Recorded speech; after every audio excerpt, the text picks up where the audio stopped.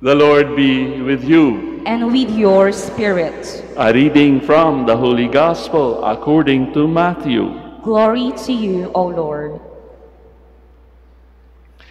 Jesus began to show his disciples that he must go to Jerusalem and suffer greatly from the elders, the chief priests, and the scribes, and be killed, and on the third day be raised.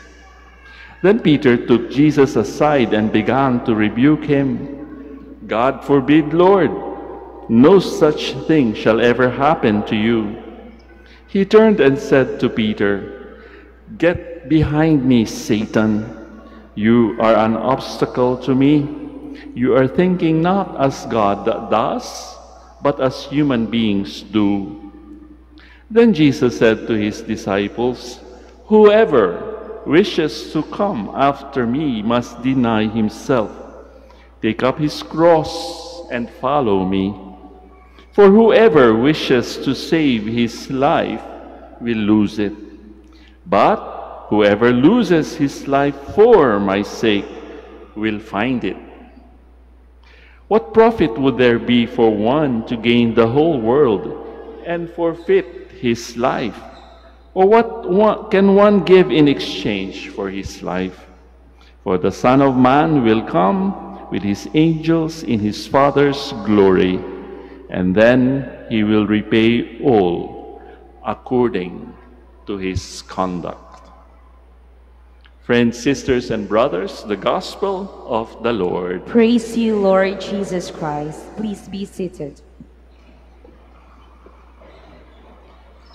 Kahit po maulan, kahit po basa, kahit po inconvenient, kayo ay naririto. Welcome.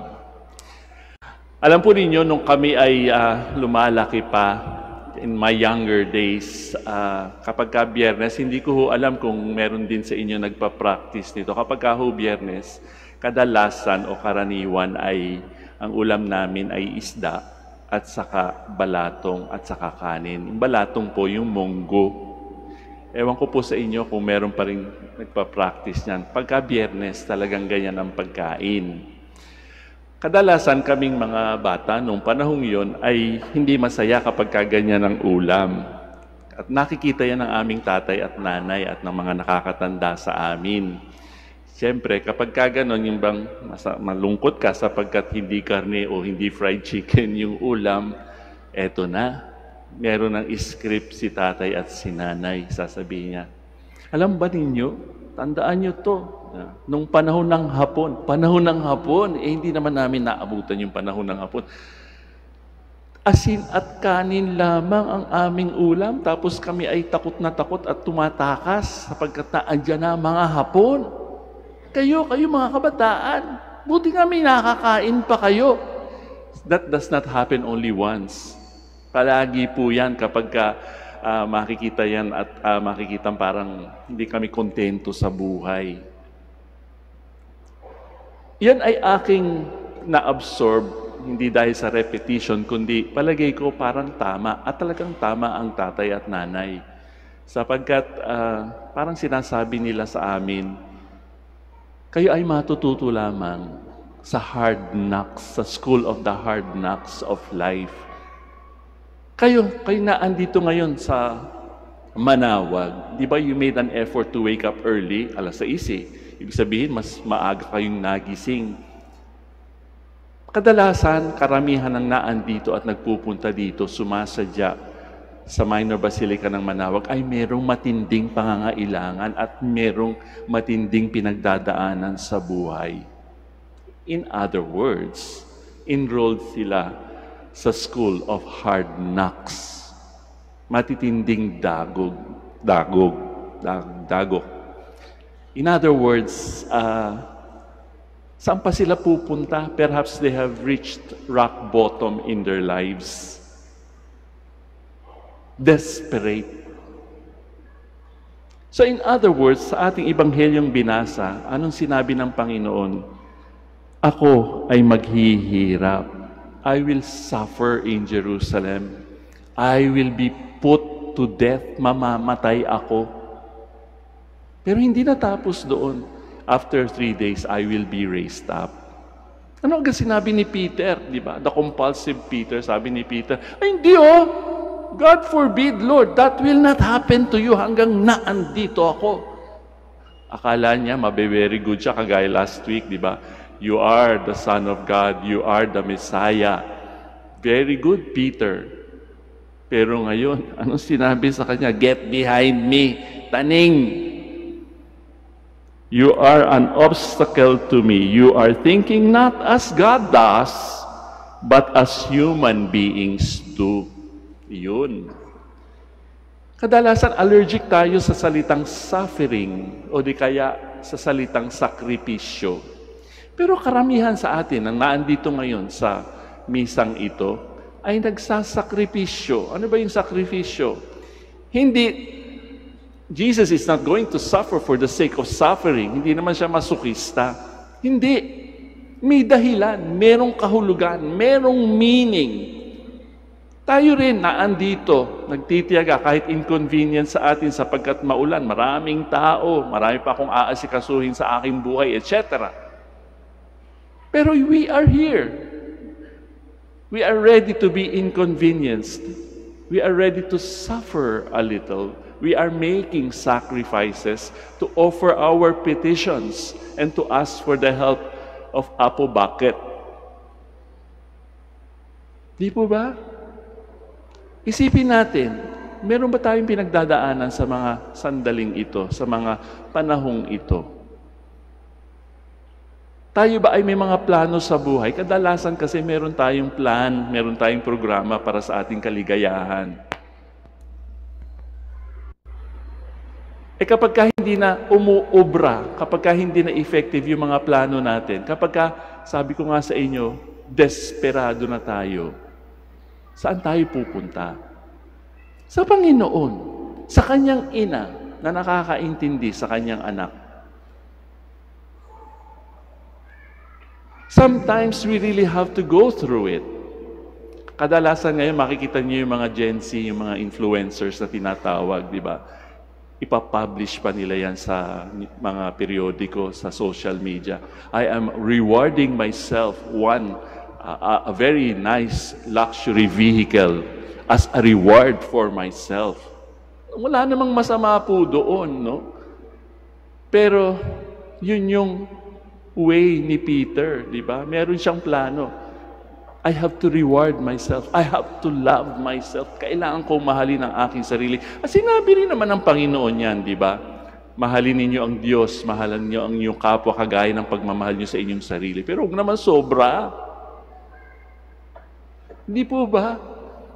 Sapagkat naiiwan yung ibig sabihin ng sakripisyo, yung ibig sabihin ng suffering. But that is the only way for a Christian to have abundant life.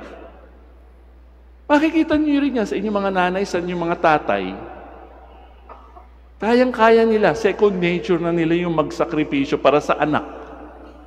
Kung talagang mahal kayo ng inyong spouses, ng inyong mga asawa, ng inyong mga nobyo o nobya, girlfriend o boyfriend, kailangan handa siyang magsakripisyo para sa iyo. Yung pagsasakripisyo niyan, yung suffering na yan, takes time, hindi naman yan pwedeng overnight. You will enjoy making sacrifices for other people. Hindi. Unti-unti yung ginagawa. Alam niyo sa araw na ito, there is a group who comes here. I think for 25 years already, you have been doing this. Alam niyo, marami silang gagawin. Marami pa silang pwedeng gawin sa buhay nila. Pero every year, they come here for the last 25 years. At nagme-medical outreach po sila. Imagine 25 years. Tagal na nun, ano? They are willing to be inconvenienced a little bit just to help about 4,000 people of this municipality. Napakaliit compared sa population ng Pilipinas, pero hindi lamang ho dito sa Manawag ang kanilang ginagawa. Sila po yung UNO High School Association. They are here at least until 12. Ready na sila, organized na sila and all that. Diyan po sa letrang gagawin. Sila ay mamamahagi ng mga kung ano-ano, dental, optical, vaccines, etc. Organized na po yun, kaya ang walk-in ay hindi naman po ma-entertain. Nagbigay na po ng ticket. Organized po sila through our parish. Handa silang magsakripisyo. Handa silang mag-suffer ng kaunti para sa kanilang kapwa. Hindi nila kilala mga yun. Pagka nagbigay lang ng ticket, yun. Palagay ko, tayo rin namang lahat, kahit hindi yung taga-UNO Alumni, High School Alumni Association, marunong tayong lahat magsakripisyo para sa mga mahal natin sa buhay. And that is the example of Jesus Himself, hindi po ba? Bakit? Bakit niya ginawa yun? Kasi gusto niyang mapako sa krus, gusto niya ng pain? Hindi! Ginawa niya yun para tayo ay maligtas, para tayo ay tubusin.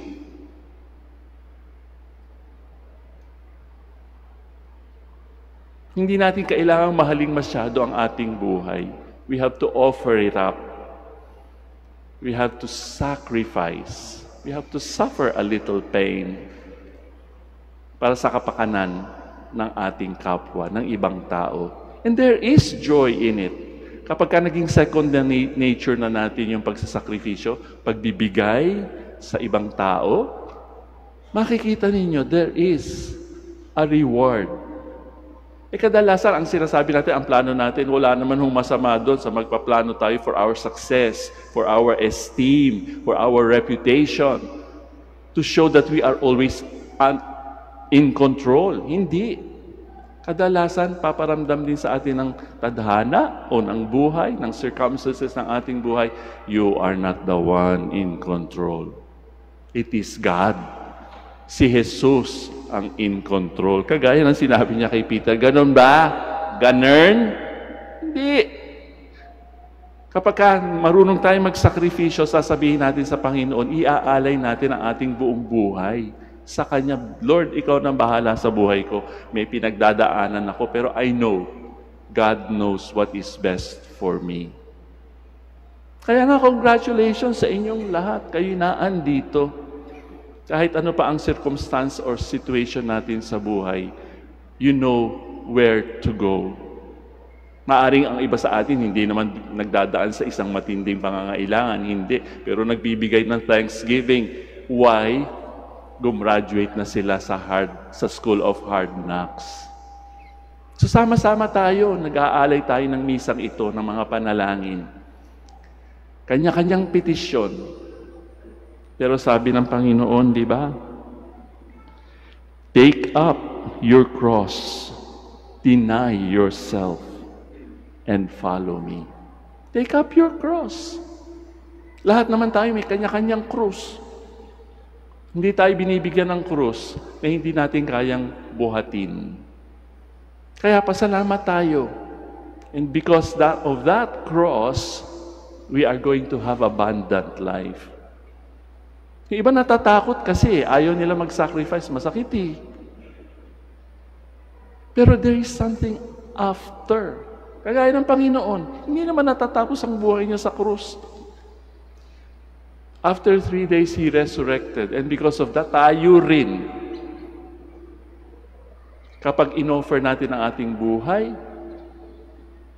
kapag sinabi natin, Lord, I am willing to follow you, mararamdaman natin yung ano nga ba naman ang kapalit ng success, ng power, ng control. Pansamantala lang yan, hanggang dito lang yan sa mundong ito. Pero kapag sinundan natin ang Panginoon, eternal life yan. Walang katapusan. Isipin natin yan, mga kapatid, sa darating na linggo, sa darating na mga araw. Tinatawag, ini-invite tayo ng Panginoon. Go, come. Gaya me. Father Roland, come. Take up your cross and follow me. Have life in abundance, not just life in this world. Eternal life begins here in this world. Nasa sa atin, tatanggapin ba natin ang imbitasyon? Take up your cross and follow me.